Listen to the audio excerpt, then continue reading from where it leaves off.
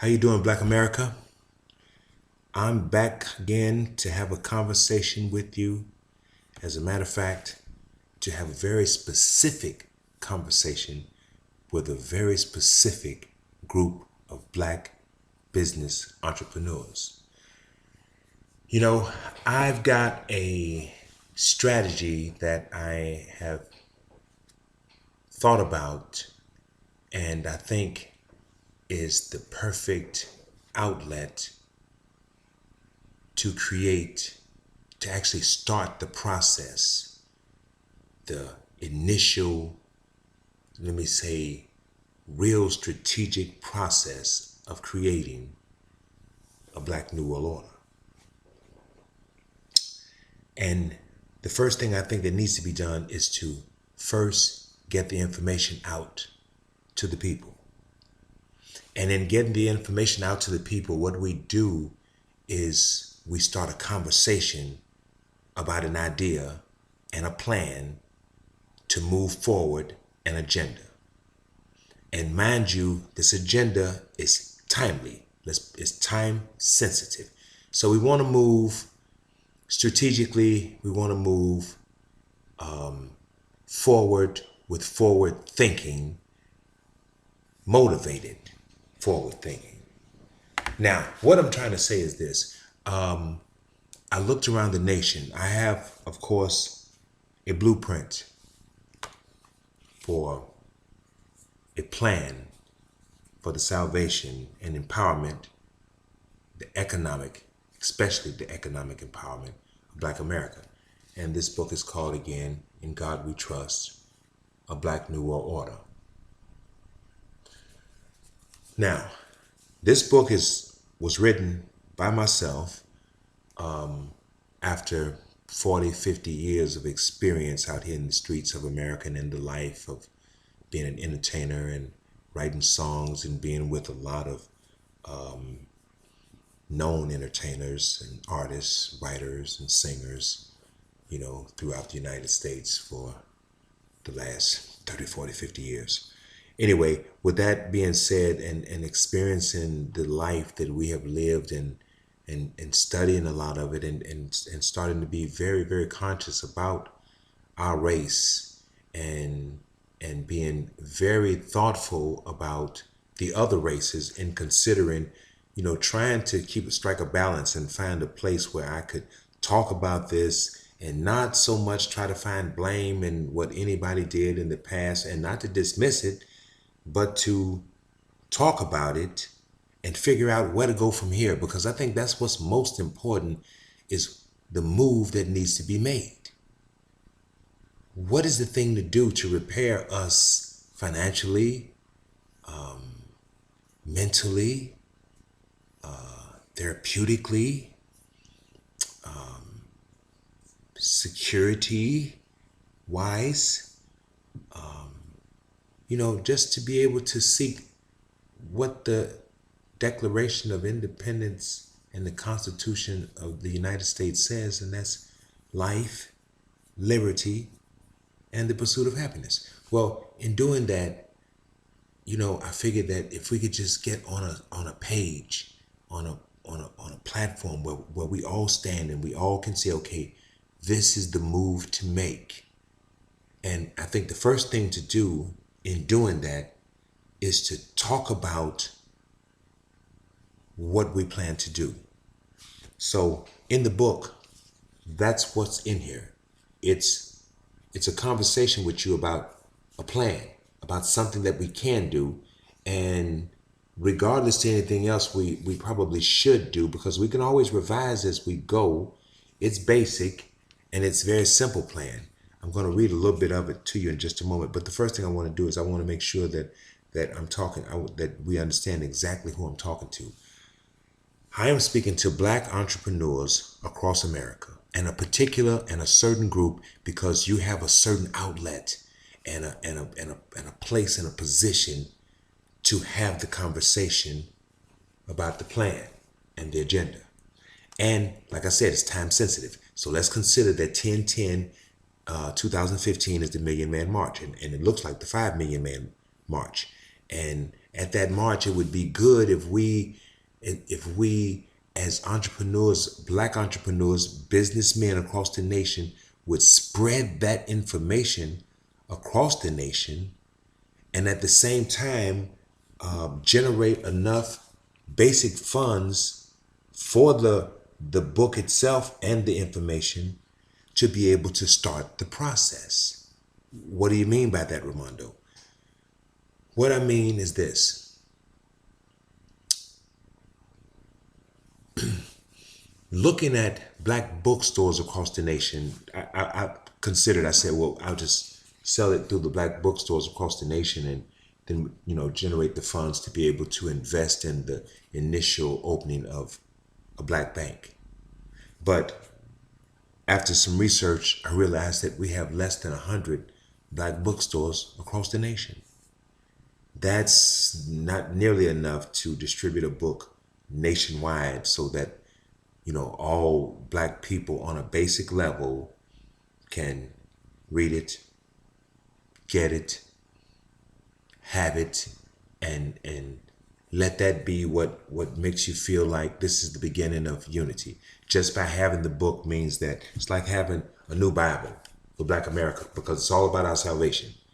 And like I said, I'm gonna read this one chapter for you in just a moment and give you an idea of where it's coming from, so that we can get on the same page.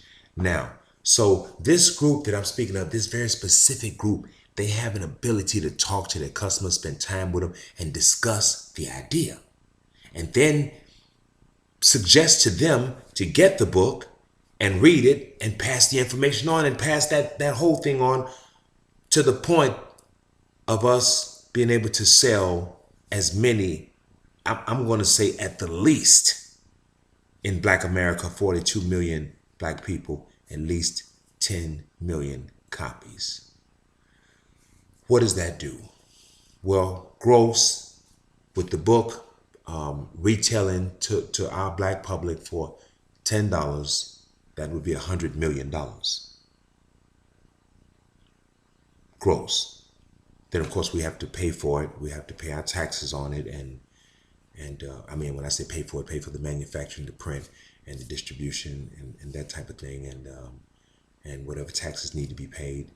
And then we would like to take a portion of that, and a considerable portion of that, I'm thinking somewhere around 25% of the balance of that, to purchase a building to begin the process of developing a black bank for Black America that would be built for every black person in America,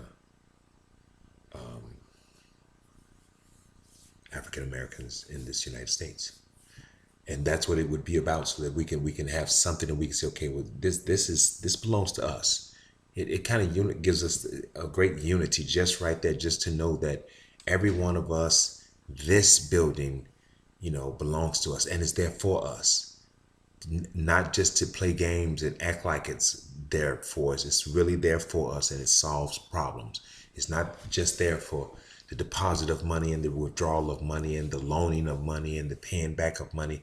It's there for the building of ideas and skills and crafts and placement and hospitalization and food and clothing and shelter and all the things that people would need to develop a nation within this nation. So the bank is like the father of our nation. It's like Abraham. It's like the father of the nation, distributing what is needed to the children by way of the community of deposits from the people, to make sure that the land and the nation is balanced with what they need, and that everybody's operating and working, that it all makes sense. It's the proper accounting of a nation. It's just accounting. That's all it is. Mathematics. It's sitting down, doing the math. 42 million people, black people in America, displaced, kind of going through a poverty type of thing. Even though we're bringing 1 trillion, almost 1.25 trillion to the table, which makes no sense. We should not be able to understand why we would be in any kind of poverty bringing those kind of numbers to the table. So that means that the numbers have to be adjusted, and not only that, we can also increase, our purchasing power by developing more business, and especially in regard to manufacturing new creative and inventive products that we will invent. So with all that being said, there is a target to start this. I know I'm having a pretty long conversation getting to the point, but the target group that I think have the ability, the precise ability to create a black bank and begin the process of a black new world order are the barbershop owners, the black barbershop owners across America. Your shops are places to talk about sports and all the different conversations that us men have. We can sit there and we can discuss it and we can pop and, have fun with it. And that's always been a great place to discuss ideas, to discuss all type of things. Well, it's also the perfect place to discuss a master plan, a plan to empower and save Black America, to eliminate over time crime and poverty in our nation, in our communities, in our neighborhoods, in our hoods, in the ghettos. A way to go in and clean these places up and turn them into, really into like palaces. We can do whatever we want. It's all a matter of work and love for the work. So there's a lot of educating that has to go down, but anyway, stand with the point, because I can get off track because it's such a beautiful. I start thinking about the design of it. Let me get back to the strategic implementation would come through black barbers, the entrepreneurs, mostly the business owners, as well as the barbers, but specifically, backed. This thing would need to be backed by at least 10,000 black barber entrepreneurs across the United States of America. And what do I mean by that? 10,000 barbers, let's just say, for example, just to give you, let's watch a hustle, and barbers are hustlers in their shops. Let's say that 10,000 barbershops sold at least 3 of these books a day after discussing what's in it. Well, basically after purchasing the book, reading it, and then discussing with the customers in the shop what's in the book, and suggesting and that they go and buy a copy and do the same and pass that information on. So that's what it's all about. It's about the barber buying the book, reading it, really understanding what it's saying, having conversations in the shop about what we're talking about doing, and then getting those customers to purchase the book and tell other people about it. It's what a barbershop, it's a beautiful situation out of a barbershop. There are 1,100 and some odd barbershops in Atlanta. There are over 1,000 barbershops in Chicago. Probably a couple thousand barbershops in New York, black barbershops. All over this nation, barbershops everywhere. And since we don't have bookstores and we have conversation shops like the barbershops, then we may have as many as 20, 30,000, maybe even more, black barbershops across the nation where we can distribute this book. Starting off with the first 1,000 barbershops in Atlanta, and then I'm going to say, then go to another 10 cities with at least 1,000 in each one of those cities, and get you all to do the same thing. And what it is that I would want you to do is to get the book. Just talk about it, sell it to your customers. We'll give it to you for $5. You'll sell it for 10. You'll make a $5 profit. We will pay $2.50 for the book. We will make $2.50. We make it half as much as you. You will pay for the shipping.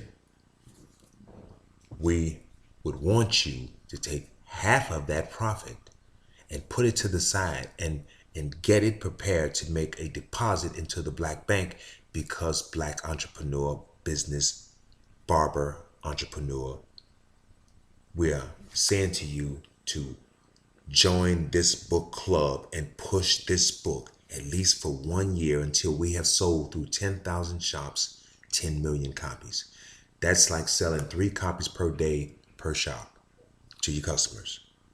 If we did that for a year, in a year's time, you'd have sold 1,000 books in a year times 10,000 shops. We've just sold 10 million books. You will have actually, from the sales of that, been able to probably pay your rent, depending on the cost. I'm going to say at $1,000 a month, $1,200 a month, depending on what your rent is. You will have made 2, 3, 4 months of rent from your profits of just discussing it, sharing and spreading the information so that the people could have a direct copy of the book. Sharing this good information, you made a profit, and then at the same time we were able to take 25%, just about 20, don't mark me on that, but just about 25% of those funds to begin the building of a Black Bank for Black America.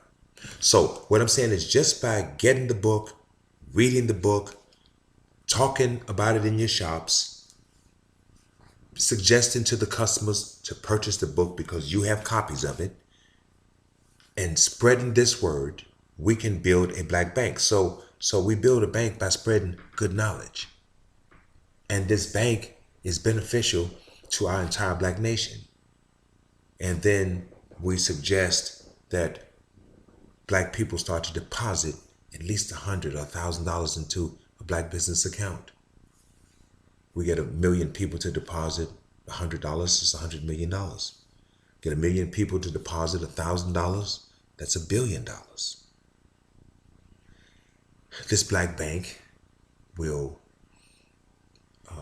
create opportunities for our youth and our elderly and anybody that needs it Black. It's like giving ourselves reparations. We've asked for it, we've begged for it, we've waited for it, and so now what are we going to do? I think that this will have a huge impact on Black crime, and I think it'll also have a huge impact on police violence, because I think that Black on Black crime fuels the police violence. I think that it gives them the thought that we're very dangerous and violent, and we're carrying guns, so they're trigger happy and they're ready to take you out immediately. So we've got to take the threat away by creating another type of environment of jobs and opportunity within a central location that is designed to do that for all of us. So getting straight to the point again, Black barber shop owners, Black entrepreneurs that are in barbershops, you owners, if I can get you to order the book, you can start with 10 copies at $5 a piece. You're talking $50. You make 100, so you double your money. Push the message. Read the book. I mean, seriously, this is not just for money.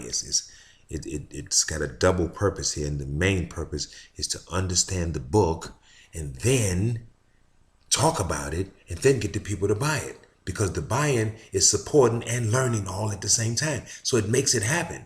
It's such a simple situation. I mean, you get this great information and then it happens because you understand and you got involved just by buying one of these books for $10. You got it for $5.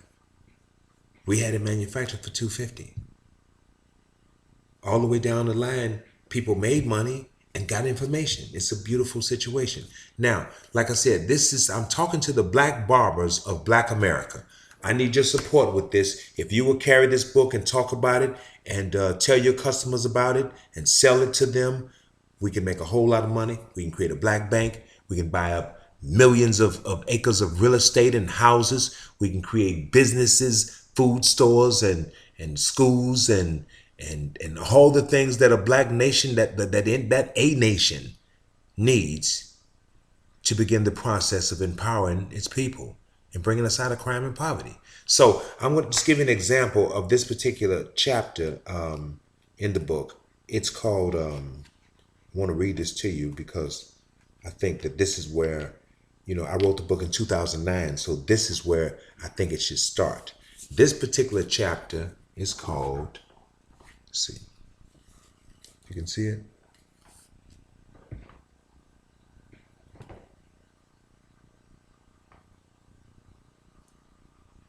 A Bill of Rights, like for the Bill of Rights that the Congress of the United States put together. Now I want to read this to you, and this is how it goes. This chapter starts like this. The name of the book again is called In God We Trust, A Black New World Order. We start. The right to unity. There are about 40 million black people in the United States of America. Half of these are are either under the age of 18 or over the age of 50. That leaves at least 20 million able with mind and body to participate in our reconstruction. Now let's do the math. Let's say that 20 million of us deposited $100 into a black bank account. That is $2 billion. If we did this every month for 12 months, in 1 year, we would have generated $24 billion. What could we do with that? We could build a black bank and begin the process of building a new nation. We could buy up thousands of acres of land in America and all over the world. We could start a chain of food stores. We could start a car dealership. We could open up several hospitals around the nation with many satellite clinics. We could start a new school system for our children with our own principles and value systems. The scripture says that my people suffer from the lack of knowledge. I think that's almost true. In my opinion, I think we suffer from the lack of using the knowledge and the power that we collectively have as one black nation. With that being said, if we visit the other nationalities for a moment that combine their efforts and resources, you will find that there's no collective body like our black body. We probably generate and spend more money than any other race on the planet Earth. In the United States of America, it is recorded that we as black people spend at least $753 billion a year with everyone but ourselves. Now, these numbers are going back to 2007, 2008. This is 2015. So I think they're anticipating that we'll spend at least $1,250,000,000,000 this year. Let me read that again. In the United States of America, it is recorded that we as black people spend at least $1,250,000,000,000 a year with everyone but ourselves.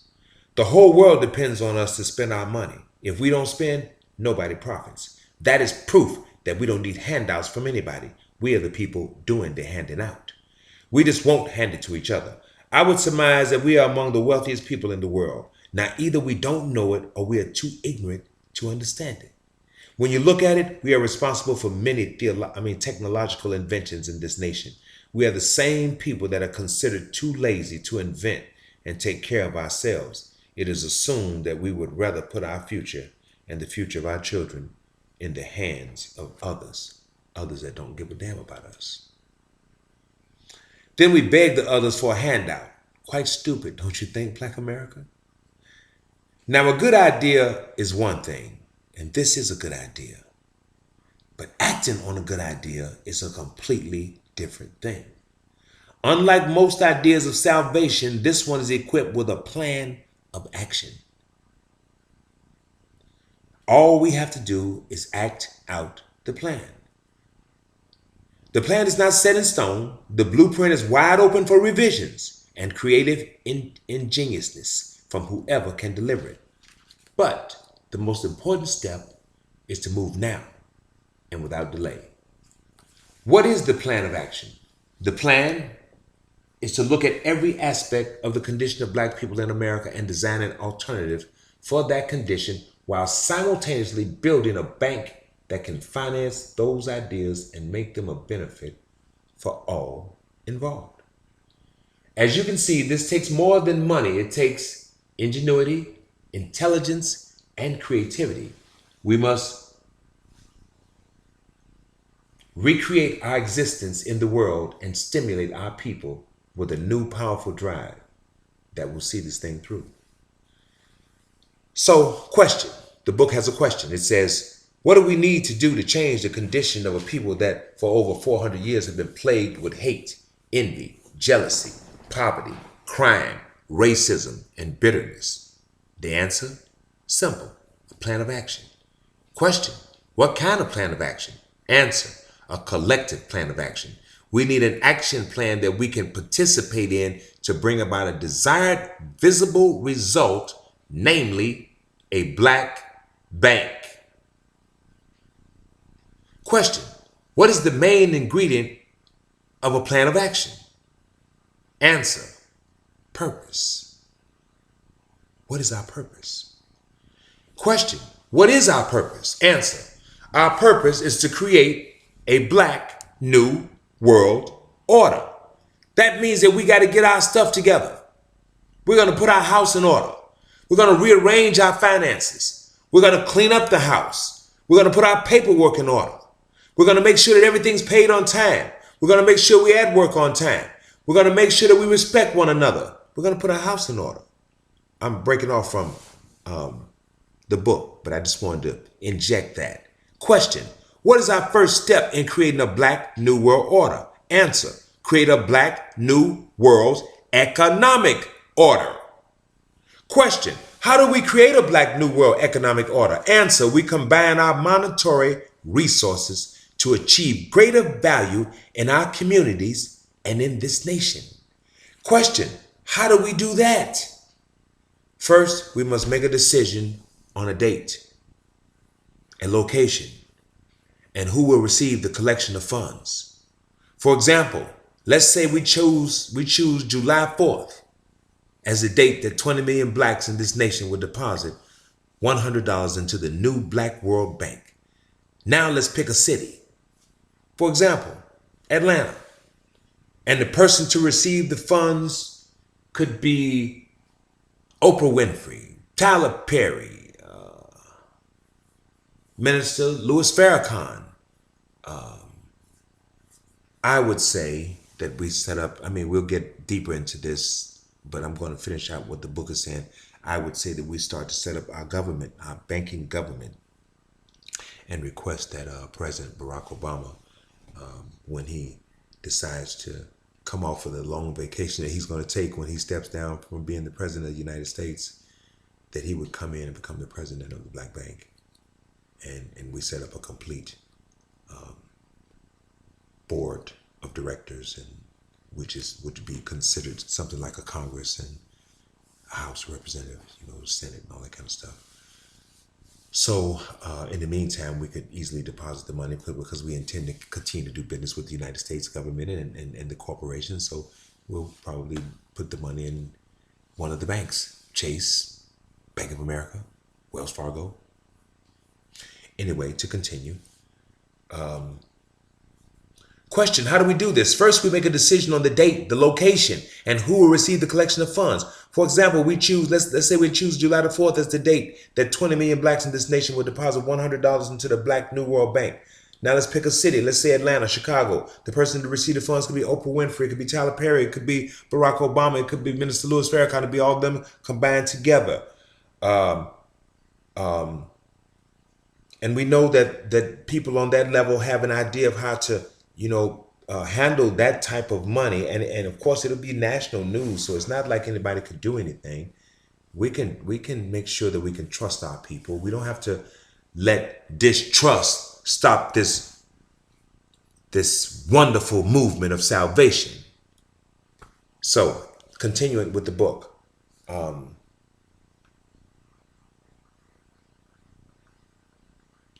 Along with Oprah or Tyler Perry or whoever, we can choose 52 trustees, one from every state in America. Question: what is this money for? Answer: to build a black bank. Question: why do we need a black bank? Answer: to build a building that represents us, who? Black America, as a people.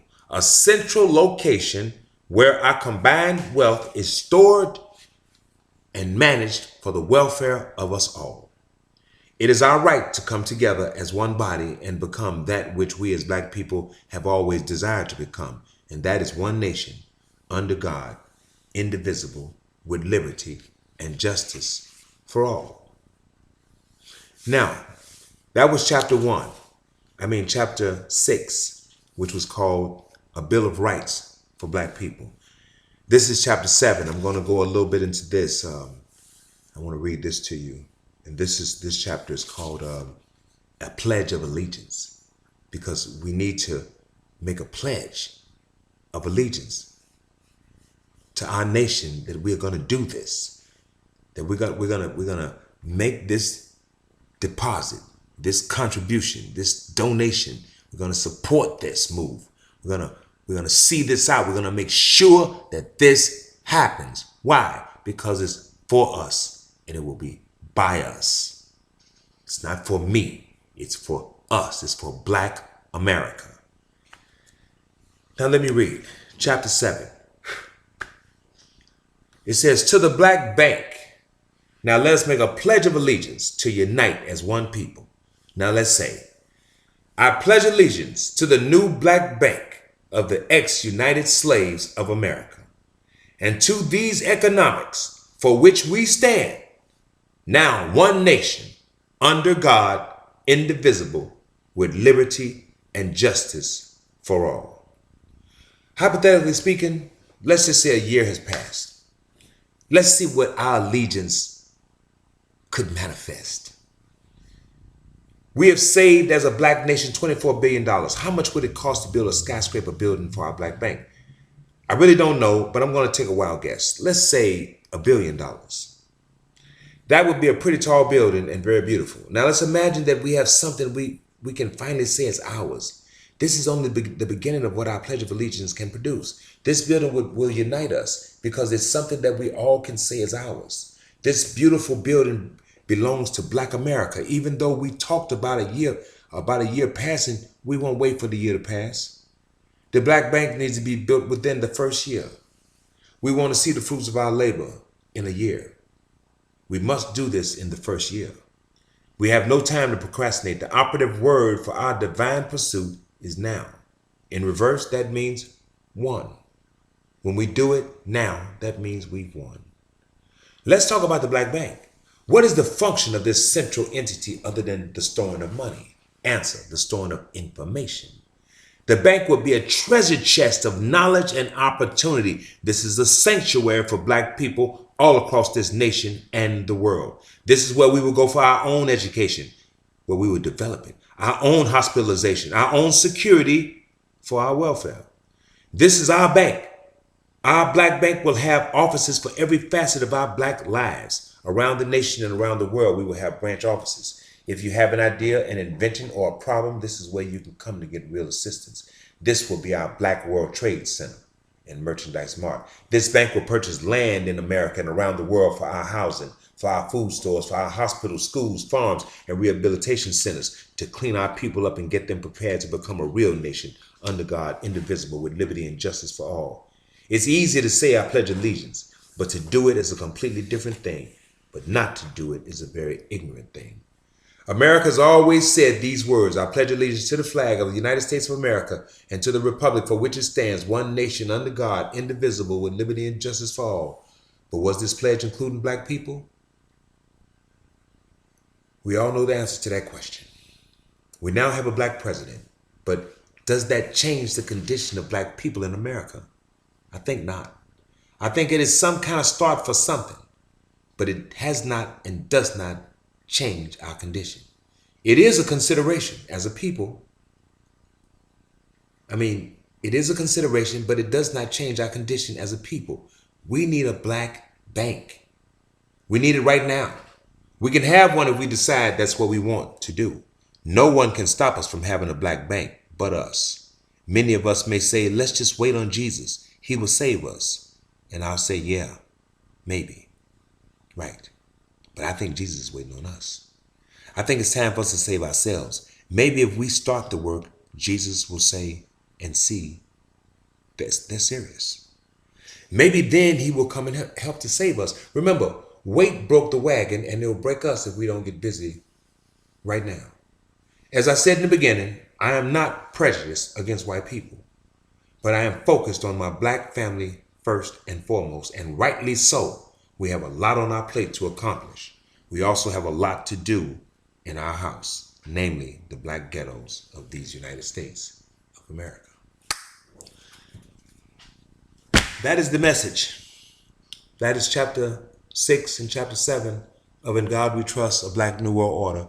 And I want to distribute this book through all of the black barbershops across the United States of America and get our people to discuss the plan and the idea and to begin to participate so that we can build a bank, so that we can actually really do something for real. I mean, not sit around and play with this and make jokes and fun.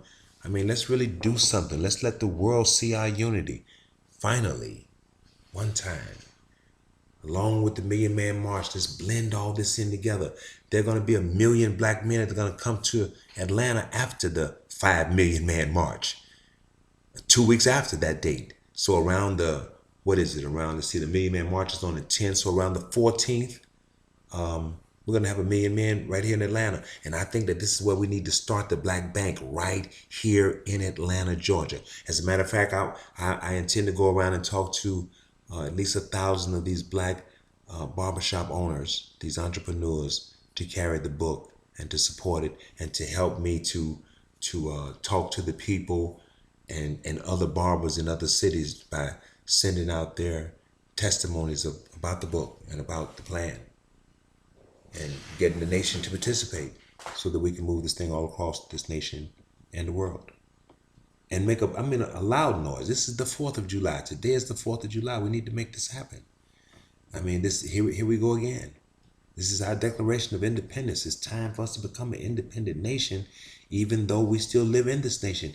It's not taking anything away from America. As a matter of fact, this is bringing something to the table. This is bringing a lot to the table. This is making the bottom secure, since we can't get reparations or the real help. Instead, we're getting, a lot of violence and killing and murders and church burnings and anger.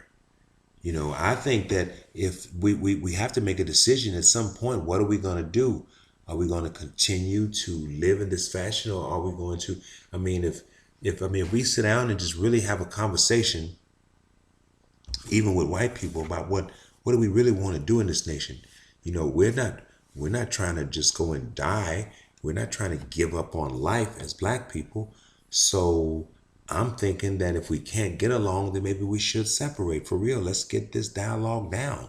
Let's don't keep playing with it and pretending. Let's make a decision, everybody. Let's make a decision about what we really want here. We know that we're valuable. We know that we make a lot of money. We bring a lot of money to the table in all kind of ways, from all of our talents and work and skills and crafts and and all the intelligence that we have and the things that we do, along with all the drug sales that go down. I mean, we bring a lot to the table. We're creating and bringing a lot of economics to the American table. Even just by going, it's big business for us to go to jail. So we bring a lot to the table. It's big business for the drug wars. We bring a lot to the table, even legal and illegal. We bring a lot to the table. So with that being said, we want to be treated right. Come on, we want it. But if we can't do it, then let's understand that. Let's make a decision. Ain't no sense in getting mad one way or the other. Let's figure it out. Either it's just like it's like a relationship. Either we're gonna be together or we're not. If we're not, then let's separate. We can take 5 states, and I'm sure that if some white people don't want to be around us, they can go someplace else, or we'll try to Get something that's not so close to you so that we're not too close to you, because we're not trying to be, I would say, I don't want to be nowhere where I'm not wanted, period. I don't want to be there. So we really would try to do our best to find locations that we could give you what you want and we can get what we want. And if some of us can live together, I guess we just have to try that. But whatever it's going to be, we need to discuss it and figure it out and stop all this nonsense. There's a lot of nonsense going. People are losing their real lives, and everybody's life is precious and valuable. Nobody needs to lose their life about this nonsense about skin color. I mean, I know it it's deeper than that, but it really doesn't have to be. So anyway, I want to start this with the barbers. I didn't mean to have this knee jerk kind of conversation. I wanted to talk directly to the barbers, and let me get right back to it, because you are the first 10. I would like to get with 10,000 black business barbers, entrepreneurs.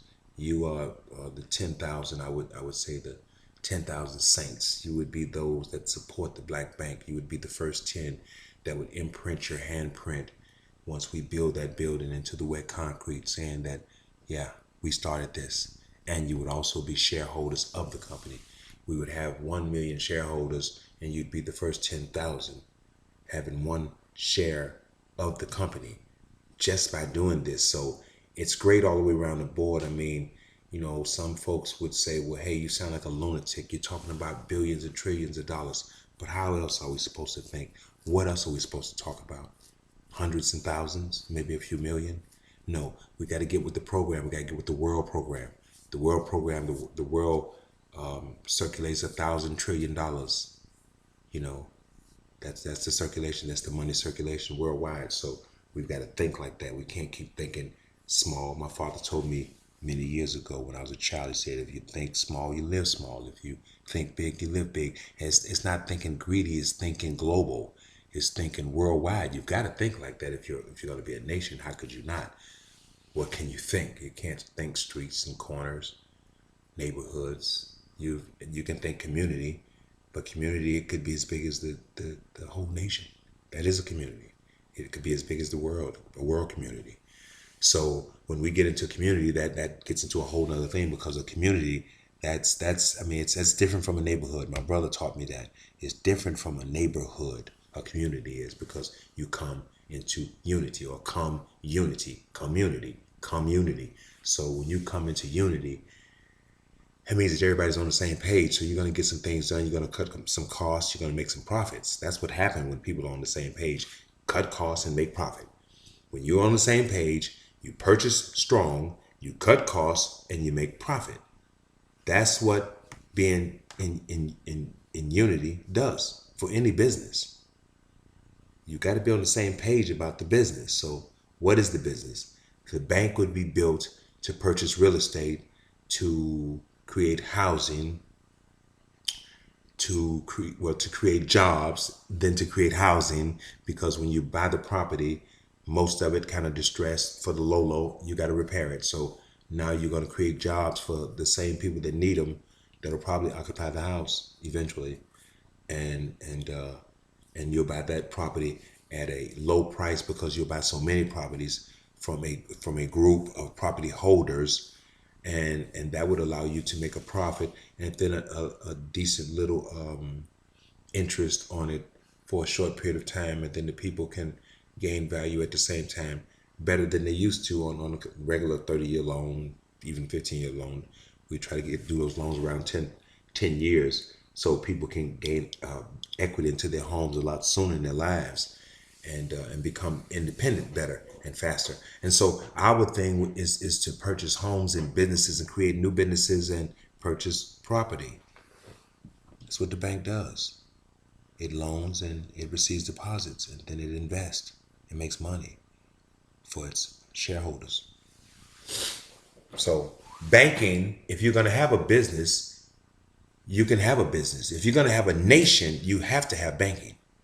Every nation has to have banking. Now, we're not trying to go outside and create our own money or none of that. We're going to deal directly like we've been dealing with the United States. We're just going to create a bank, a black bank for black people, and then deal through our bank into the other banks. So we make deposits to our bank and then do business with the other banks with, you know, products and services that we need, as well as giving them our products and services, selling our products and services as well to the major corporations. Because with this, we'll be able to invent and create a whole lot of products, ideas, and services, because we have a lot of black people that have ideas that can never get them exposed because they have nobody to talk to. They don't know where to start. And that's something that I mean, just imagine how many. It could be 5, 10 million ideas that are untapped, that are worth billions and trillions of dollars to the world. See? And so we had to go in there and find that. We've got to go and look for that. Those are jewels. You know, I mean, Alexander Graham Bell, Tesla, you know, Thomas Edison, Lewis Latimer, a lot of black and white inventors, great ideas. But these black inventors don't have opportunity. Even myself, being older in my life and having the fortitude to move forward even against powerful adversity, my knowledge and experience over time gave me the fortitude, as I said, to try to overcome the adversity of creating products and bringing it to market. But for someone that doesn't have as much experience as I have, they would probably have 10 times as many problems and give up, or decide not to even try it because it's too overwhelming. Where are you going to come up with $500,000? How are you going to convince people into backing you on an idea? Then you have this great idea. Then you get to the buyers and you talk to them and they say, well, hey, you don't have a one SKU. You only got one idea. It might be the greatest idea in the world, but you don't have one. So we're going to hold up and wait a minute and pass over you just for a minute, and you invested, man.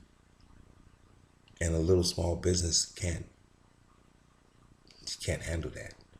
You need some backup. You need something to back you up. And that's what this is all about. This is about creating the backup so that we can get out here and compete in this capitalistic society. This is the only way you can do it. You have to have backup. We as black people have never had true backup. We always had to beg and scratch, but now it's time to be able to go somewhere and say, hey, I want to be a engineer. And then that entity, that black bank, help when they know that that's exactly what you want and you're sincere, they begin the process of building you in that direction. With a bank account, a job, a house, the education, the health care, the food source, the utilities, everything that you need, and then you work and the bank handles all that to help you keep your credit straight and build you into that direction. And then give you a counselor and the assistance that you need to make you whole, man. I mean, that's what it's all about, building people into businesses, making them entrepreneurs, professional, experts, making them experts so that they really understand what they're doing and they have all the right talents to make it happen, you know. So that's what it's all about. But like I said, right now I'm focused on getting with the black barber shop owners across America to carry the book, help me push it, become shareholders of the bank, become the ones that help to lift Black America, the original crew, the 10,000, that army,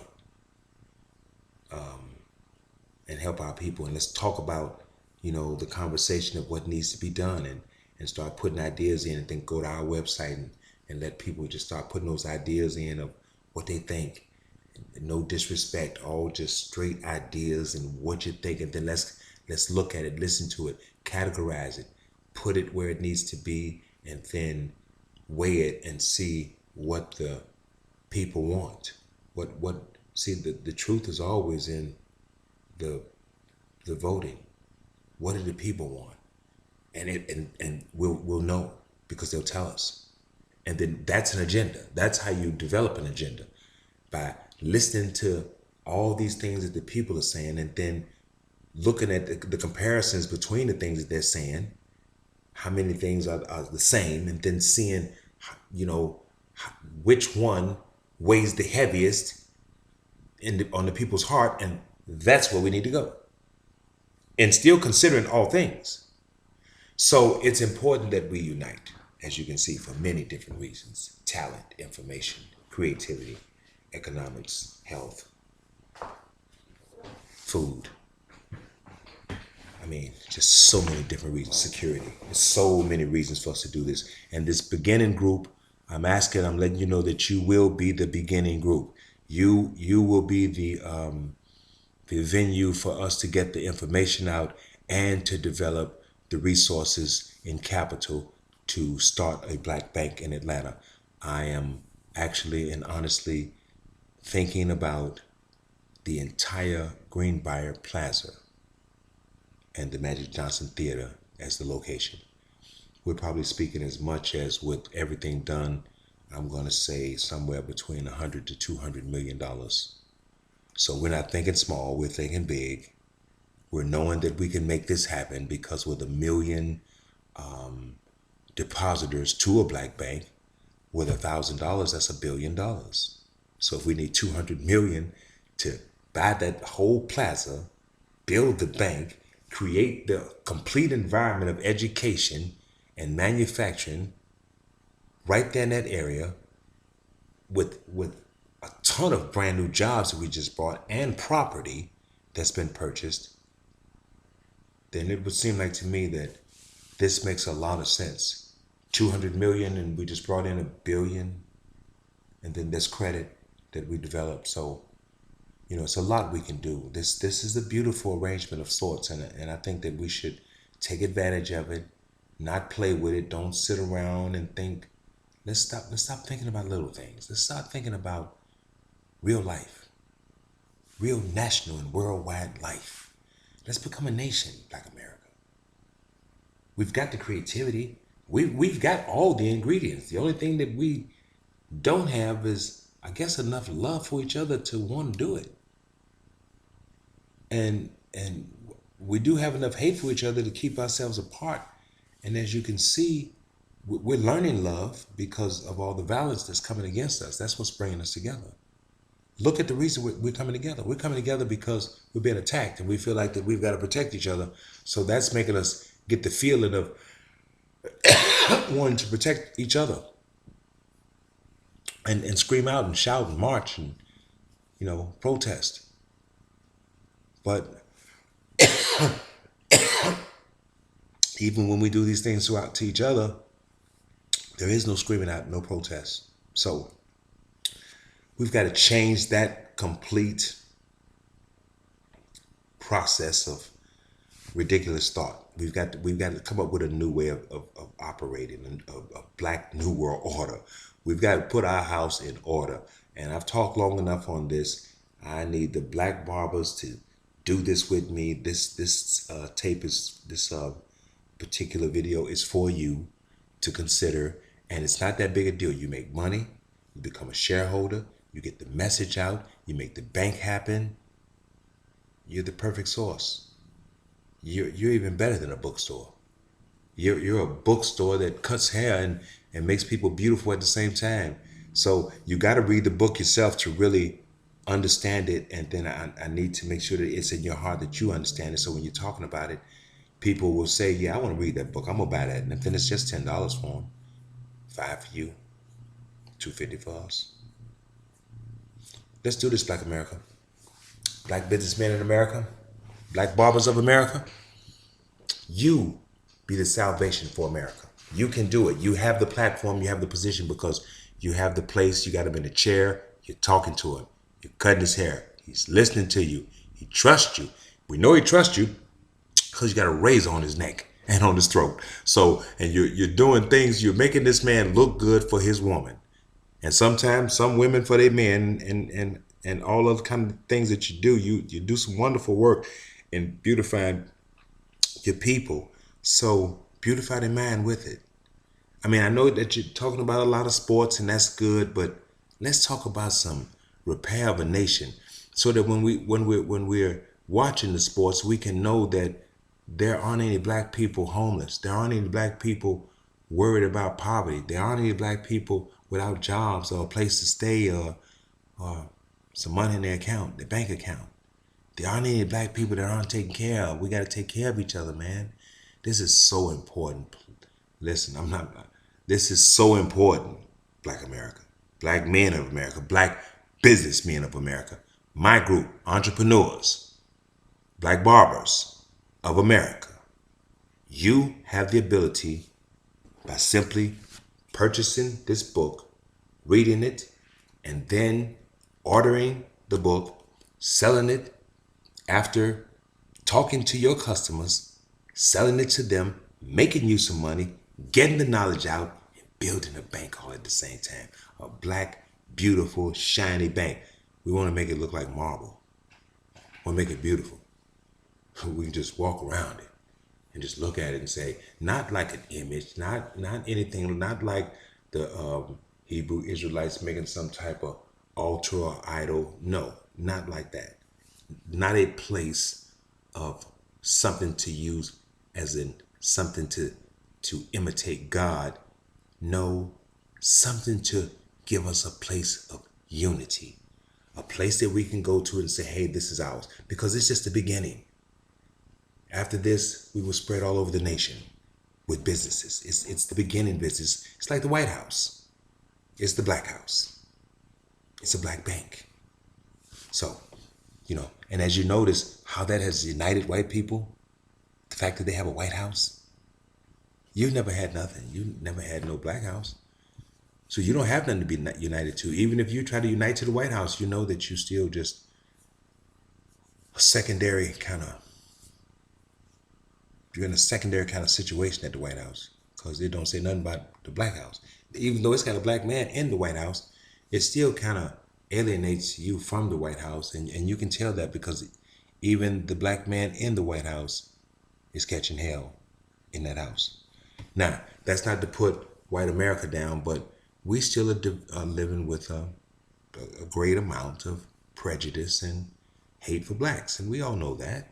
So we're not going to play with it, and we're not going to even act mad about it. What we're talking about now is repairing Black America so that we can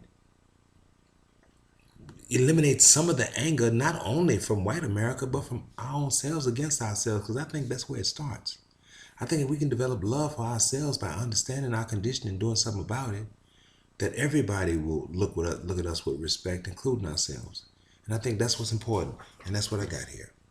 Okay, a way for us to begin the process. It's not the complete 1,000% answer. It's the beginning to start, and it'll put us in a position where we'll love it. I mean, we'll be in good shape. Ain't no doubt about it. We'll at least have jobs and homes. We'll get that far. Now, the rest of it, mentally and psychologically, the things that we're going through that have us kind of spazzing out, that's another story. But even the Black Bank takes care of that, because it takes care of hospitalization. So we're gonna have to do some medical evaluation and some psychological evaluation on our people, because a lot of our people have been driven past the point of insanity, and that's the reason for all this killing and hating. And so we've got a lot of work to do, but we've got to start at a point, and you can't do anything without some type of economic base. The engine of any nation is economics, and that starts with a bank. So if you're going to have a nation, you got to have a bank. And with the bank comes security. And then with the bank comes all the rest of it: food, clothing, shelter, hospitalization, those things all come from the financing of the bank, and that comes from the people themselves. And we are the people. We, the black people of America, the United States of Black America. That's what we have to become. We have to unite ourselves, become a national corporation within these United States for the time until we have come to better arrangements in the future. Right now, we have to make a start in the now, and that is to develop one nation under God, indivisible, with liberty and justice for all. So I'm going to be coming around to all of you black barber entrepreneurs across America, and I need all of you all to buy this book, read this book, sell this book, and let's build a black bank in America. Thank you. And I love you all, Black America. And happy, I guess we'll say, 4th of July declaration of our independence in this nation. Good night.